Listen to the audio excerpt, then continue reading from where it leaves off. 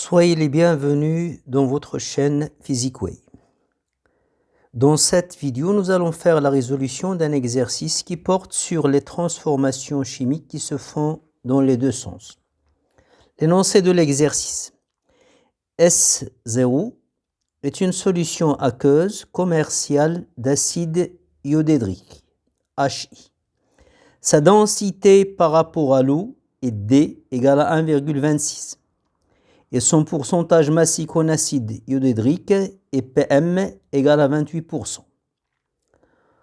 Les données, la masse volumique de l'eau, 1 g par millilitre, et la masse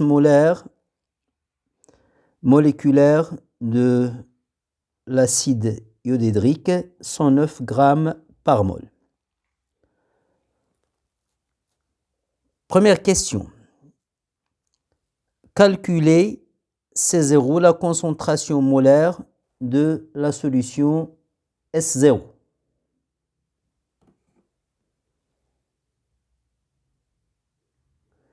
إذا نبداو على بركة الله نحسبوا la concentration molaire C0 de la solution. شنو هي la concentration molaire? C0, c'est la quantité de matière de HI introduite divisé par le volume de la solution.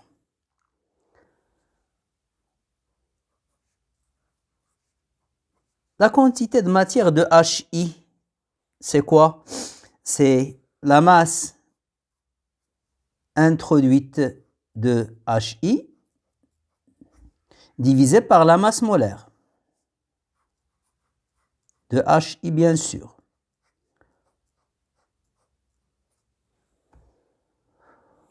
Or, on nous a donné le pourcentage massique. شنو هو le pourcentage massique? Le pourcentage massique, PM, qui est égal à 28%, c'est le rapport de la masse introduite de HI sur la masse de la solution. Donc, la masse introduite de HI, c'est le pourcentage massique fois la masse de la solution. Je vais remplacer dans l'expression de C0. Donc, on aura C0 égale le pourcentage massique fois la masse de la solution sur la masse molaire de HI fois le volume de la solution. Or, la masse de la solution sur le volume de la solution, c'est la masse volumique de la solution. Donc, C0 égale pourcentage massique fois la masse volumique de la solution sur la masse molaire de HI. Or, on nous a donné la densité par rapport à l'eau, la densité de la solution par rapport à l'eau, c'est la masse volumique de la solution sur la masse volumique de l'eau. Donc, la masse volumique de la solution, c'est D fois ρ de l'eau. Donc, C0 sera égal à PM, pourcentage massique, fois la densité, fois la masse volumique de l'eau sur la masse molaire de HI. PM et les données, c'est 28%. D et les données, c'est 1,26. ρ de l'eau, c'est 1 g par millilitre. Mais moi, je veux la concentration en mol par litre. Donc, ρ, je vais l'exprimer en grammes par litre. Or, on sait que dans un litre, il y a 1000 millilitres. Donc, ρ de l'eau, c'est 1000 grammes par litre. Donc, la formule est prête. On passe à l'application numérique. L'application numérique, C0, c'est PM, c'est le pourcentage massique, c'est 28%, c'est-à-dire 28 sur 100. 28. La densité, c'est 1,26. La masse volumique de l'eau, c'est 10 à la puissance 3 grammes par litre. Et la masse molaire de HI, et les données, c'est 109. C0 est égal à 3,24 mol par litre.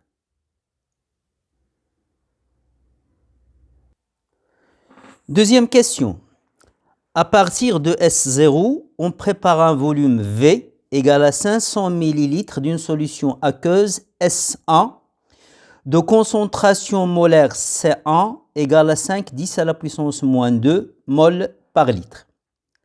Calculez le volume prélevé de S0 et donnez le protocole de cette préparation. Donc, l'opération qui a été exécutée, c'est la dilution. La dilution. Donc, on va utiliser la relation de dilution. La relation de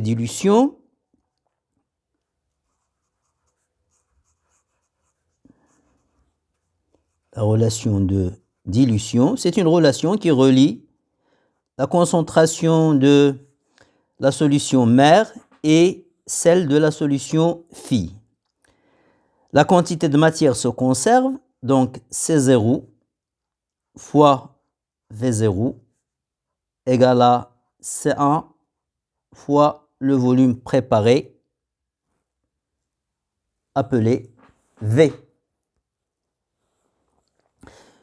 On cherche le volume prélevé V0 de la solution mère. Donc V0 sera égal à C1 fois V sur C0. Application numérique.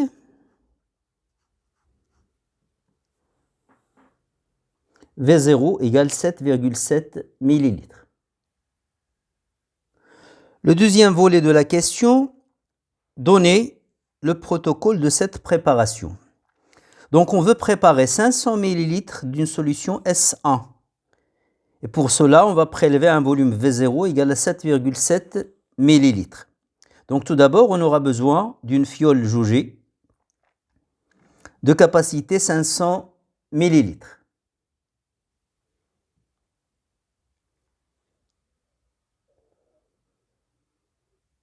Et pour prélever 7,7 ml de la solution mère, il nous faut une pipette graduée munie d'une propipette ou d'un pipeteur. Il nous faut un bécher de 50 ml où on va placer une vingtaine de millilitres de la solution mère à diluer.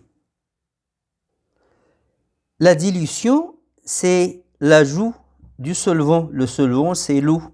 Donc, il faut ajouter de l'eau distillée. Donc, on a besoin d'une piscette remplie d'eau distillée. Maintenant, le mode opératoire. On va placer une vingtaine de millilitres de la solution S0 dans le bécher. Après, on va remplir à moitié la fiole jaugée d'eau distillée. Après, en utilisant la pipette graduée munie d'une propipette, on va prélever 7,7 ml de la solution S0 qui est dans le bécher. Ce volume V0, on va l'introduire dans la fiole jaugée. Après, on va compléter la fiole jaugée avec de l'eau distillée jusqu'au trait de jauge. Après, on va boucher la fiole jaugée et on va l'agiter pour obtenir une solution S1 homogène.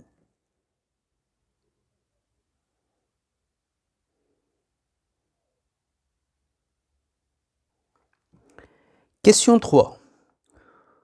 On introduit un volume V1 égal à 5 ml de S1, la solution précédemment préparée, dans une fiole jaugée de capacité V2 égale à 200 ml et on complète avec de l'eau distillée jusqu'au trait de jauge. Le pH de la solution obtenue, S2, est 2,90. 3.1. Calculer C2, la concentration molaire de la solution S2.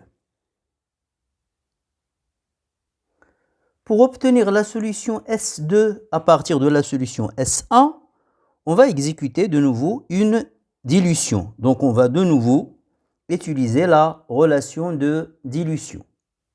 La relation de dilution va s'écrire C1 V1 égale C2 V2.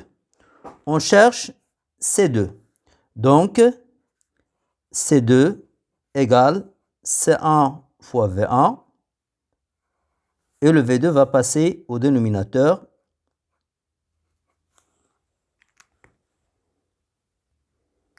Application numérique. C2 égale 1,25 10 à la puissance moins 3 mol par litre. 3.2. Dresser le tableau d'avancement de la réaction de l'acide iodédrique HI avec l'eau.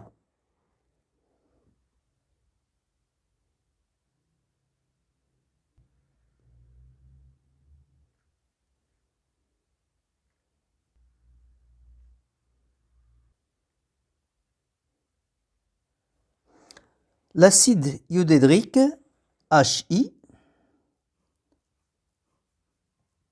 en solution réagit avec l'eau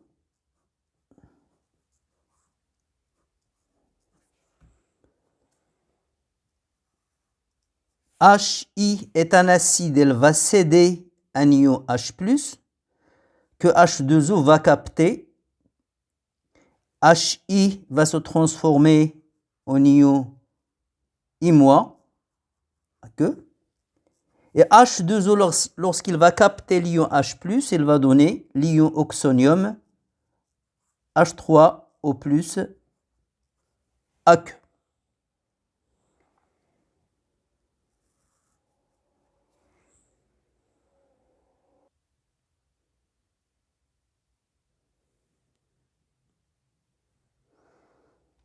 Donc, à l'état initial, la quantité de matière de HI, c'est la quantité introduite, c'est C2 fois V2. L'eau, c'est le solvant, elle est en excès. Là, c'est 0. Là, c'est 0. Bien sûr, on néglige les ions oxonium qui sont issus de l'autoprotolyse de l'eau. À l'état intermédiaire, C2 V2 moins X. Là, c'est en excès. Là, ça sera X et là, c'est X. Et à l'état final, il suffit de remplacer X par X final. Et le tableau d'avancement est dressé. Question 3.3. Calculer taux 2, le taux d'avancement final de la transformation et conclure.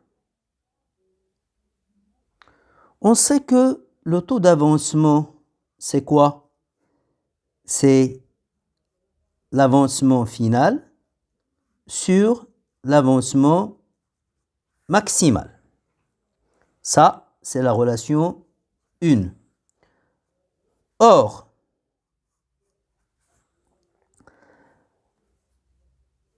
le réactif limitant, c'est HI.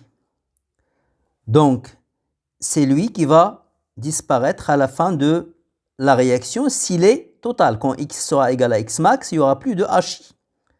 Donc, HI est limitant. Donc, C2 V2 moins X max égale 0. Donc, X max, c'est C2 fois V2. Et XF, c'est la quantité de matière de H3O+.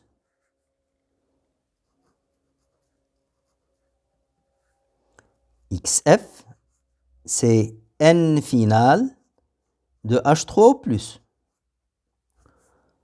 Or, N final, c'est quoi? C'est la concentration effective finale de H3O+, fois le volume de la solution V2. Or, la concentration de H3O+, c'est 10 à la puissance moins pH. Donc, XF égale 10 à la puissance moins pH fois V2. Cette relation va lui donner le numéro 3. Celle-là, c'est le numéro 2 et celle-là, c'est 1. Donc, ce qu'on va faire, on va remplacer 2 et 3 dans la relation 1. Taux 2 égale à 10 à la puissance moins pH fois V2 sur C2 fois V2. Donc, V2, on va le simplifier. Donc, on aura taux 2 égale à 10 à la puissance moins pH sur C2.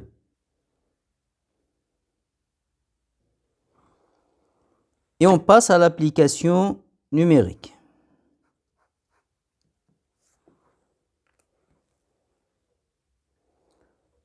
Taux 2 est égal à 1. Donc, puisque taux 2 est égal à 1, on va en conclure que la transformation est totale. Merci pour votre attention et à bientôt dans une prochaine vidéo, Inch'Allah.